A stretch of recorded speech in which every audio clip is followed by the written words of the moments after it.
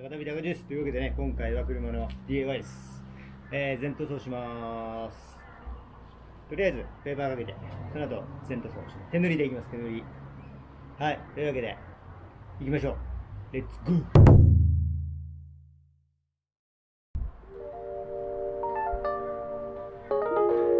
いまいちこんな感じで、こんな感じでいきますよ。レッツゴー。レッツゴー。イェイ。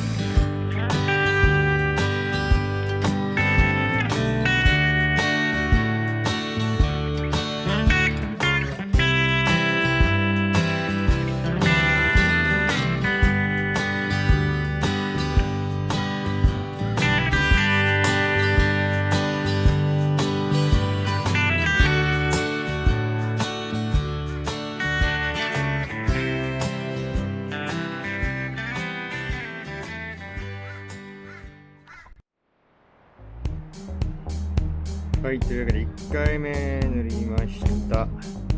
ちょっとまだね、ムラがありますけど、まあ2回塗ればうまくいくんじゃないかな。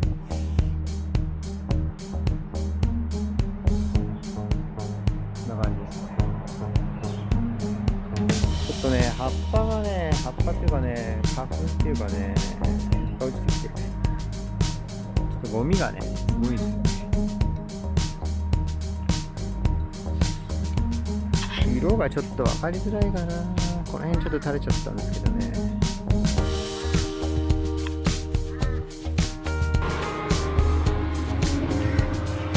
ちょっとね、見た目と画像の色が違うような気がしますね。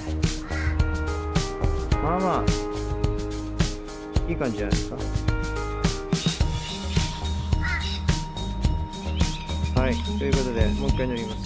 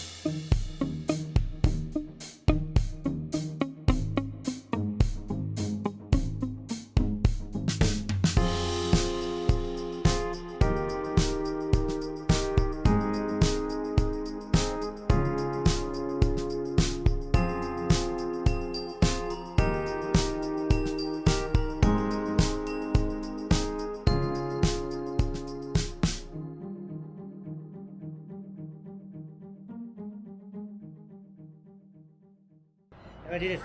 というわけでね、こんな感じで終了しました。なんかね、虫とね、葉っぱがね、花粉がすごいですね。というわけです。今から、病状を取ろうかと思います。こんな感じで。まあまあいい感じでね、塗れてんじゃないかと思います。そうですね。思ったよりね、青がいいかな。まあまあいい感じだと思います。それではテーピング。